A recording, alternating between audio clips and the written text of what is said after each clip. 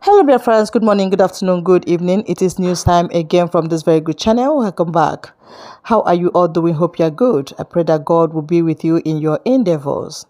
Today, we have another update for you. And I want you to, after listening to it, you drop your opinion and suggestions you have so that Biafra will be free. And that's just it. Okay, let's go there.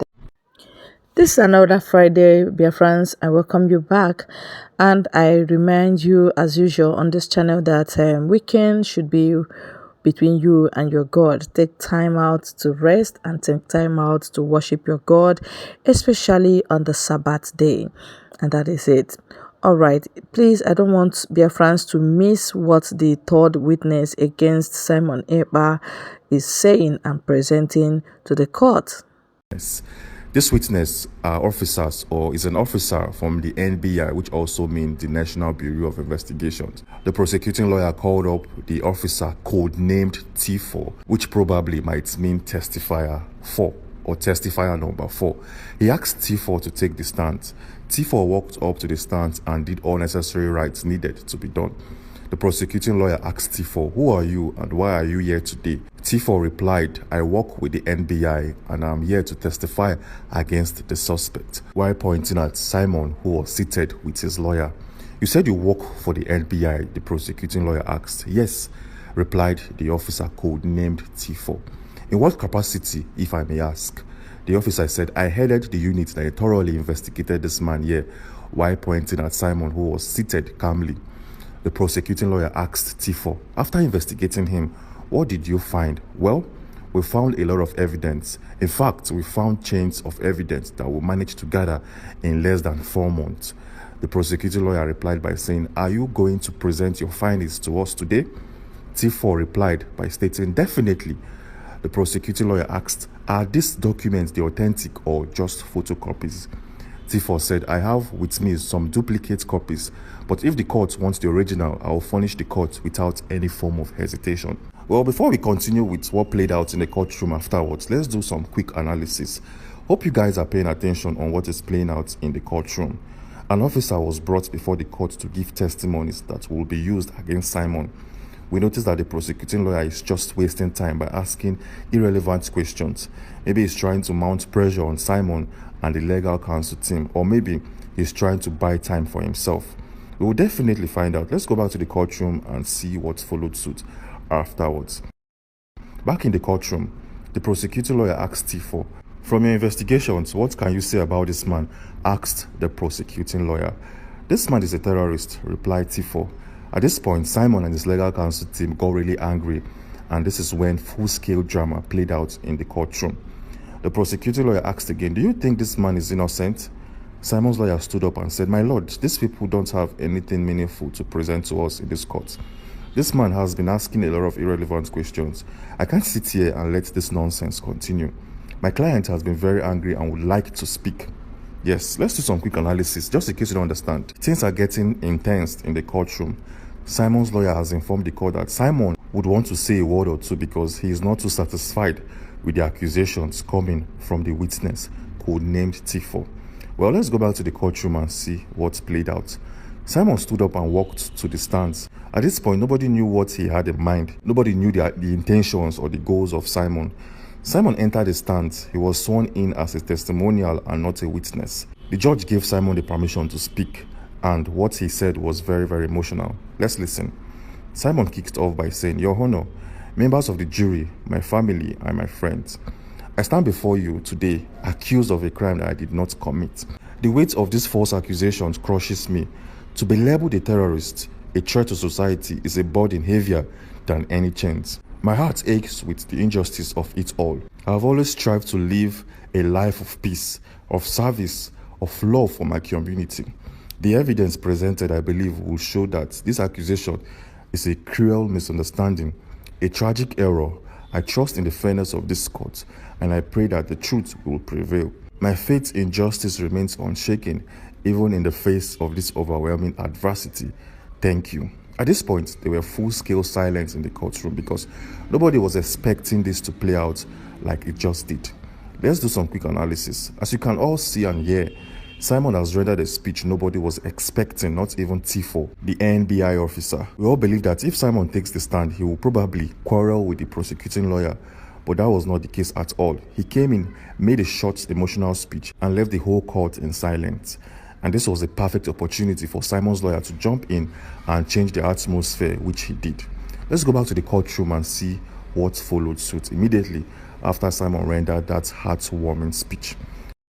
Back in the courtroom, Simon's lawyer stood up and said, "My lord, as you can see, my client here is very, very sober because of the way and manner he has been treated over time in detention. My client here is innocent and he would like to cross-examine T4, who claims to be an officer from the NBI.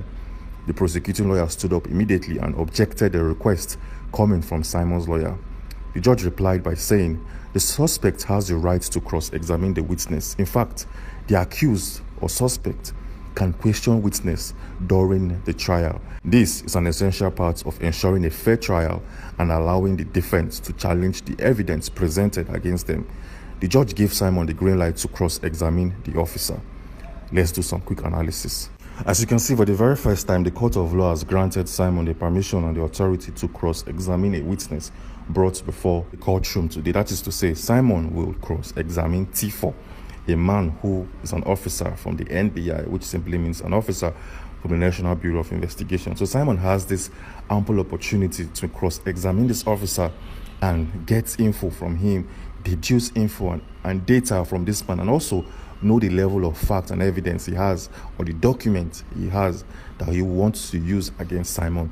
This is where things got really, really interesting. The conversation had between Simon and this officer is very, very intense and remarkable. This is something you wouldn't want to miss at any point. So if you find this video interesting, please do well to subscribe and turn on post notifications. Thanks. Let's go back to the courtroom and see what followed suit. After the court granted Simon the green light, he started by saying, "Thank you, my lord, for instituting my right as an accused. Thank you, and I appreciate this kind gesture." Simon continued. Simon started by saying, "T4, you stated repeatedly that I am a terrorist. Is that correct?" T4 replied by saying, "Yes, based on the evidence gathered during the investigation. That is my professional assessment."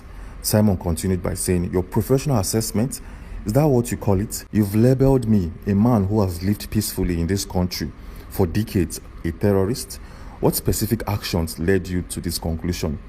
T4 continued by saying, or replied by saying, "The evidence points to your involvement in planning and supporting activities that could be classified as such. You have evidence of your communications." Simon interrupted T4 by saying, "Communications? You mean the encrypted messages you claim I sent? Have you considered that those messages could be misinterpreted?" T4 replied by saying, "We have analyzed the context, the language used, the targets discussed. They align with terrorist activities." Simon continued by saying, "Targets discussed. Are you referring to the online forum where I expressed frustration with the government?" Frustration, Mr. T4, is not terrorism. It's a right I exercise like many others. Did you find any evidence of actual violence, of attacks planned or executed by me? T4 replied by saying, "The planning was evident in the coded language. We believe you were providing guidance." Simon interrupted the T4 by saying, "Guidance? Or perhaps just sharing my opinion, my thoughts. Is that a crime now? Is it a crime to disagree with the government, to express anger?" Simon continued by saying, "So my words, my opinions are now enough to brand me a terrorist. Have you considered the possibility that somebody or someone might be trying to frame me, that the messages could be fabricated or manipulated?" T4 replied by saying, "We have considered all possibilities. Our analysis is thorough." Simon interrupted by saying, "Thorough or biased? Did you look at my life, my history, my community involvement? Did you speak to my neighbors, my friends, the people who know me?" T4 replied by saying, "We spoke to those individuals." Simon continued by saying, "And what did they say? Did they paint me a picture of a terrorist or a man who loves his family, who helps the community, who has always strived to live a peaceful life?" T4 pauses and continued by saying, "Some of them expressed surprise." Simon continued with, "Surprise? Because they know the truth, don't they? They know that I am not a monster you've painted me to be. So tell me, investigator, or T4 as they fondly call you in court, on what solid, undeniable evidence do you base your claim that I am a terrorist? Because from where I stand, it looks like you are trying to destroy my life based on assumptions, on interpretations, and on narrative that suits you. Before we continue, let's do a quick analysis of what we think is currently going on here. As you can see, that was a good showing from Simon. This man has confidently asked the right questions and defended and expressed himself clearly. Wow, this clearly shows that Simon happens to be a lawyer. Yes, because this man runs and operates a law firm known as Ekpa and Co. This guy has shown that he is actually a lawyer by asking the right questions and defending himself perfectly, with no mistakes or without any form of errors. Wow, at this point, nobody knows what is coming next. But Simon follows suit by asking T4 to present documents to the courtroom. Let's go back to the courtroom and see what happened next. Simon continued by saying, "Investigator T4, you've accused me of terrorism, specifically related to my online activities. Is that correct?" T4 said, "Yes. Based on the investigation, the evidence points to your involvement in activities that could be classified as such." Simon continued by saying, "And these documents, I presume, are the basis of your claims." T4 replied by saying, "Precisely. These documents contain transcripts of your online communications, financial records, and analysis of your online work." Simon continued by saying, "Let's start with the transcript. Can you specify which communications you deem as evidence of terrorist intent?" T4 opens a file, pulls out a document, and brought out a paper or a pile of documents titled Exhibit A. And T4 continued by saying, "This is a transcript of a private message exchange where you discussed acquiring arms and targeting government buildings." Simon replied by saying, "Discussed? Investigator, are you suggesting I was actively planning to attack government-owned building, or are you interpreting a hypothetical conversation? Can you show me any evidence that I actually acquired those materials?" T4 brought out a different pile of documents titled Exhibit B. He said, "These are financial records showing several large transfers to individuals known to be involved in that groups." Simon replied by saying, "And how do you know these individuals are involved in extremist groups? What is the nature of these groups? Can you provide evidence of my knowledge of their alleged activities? These transfers were for my businesses and not for any other thing else." T4 presents another document titled Exhibit C.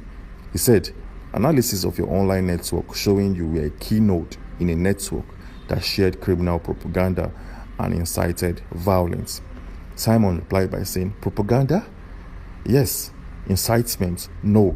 Can you show me specific instances where I directly called for violence? Did I directly command anyone to commit any violent act?"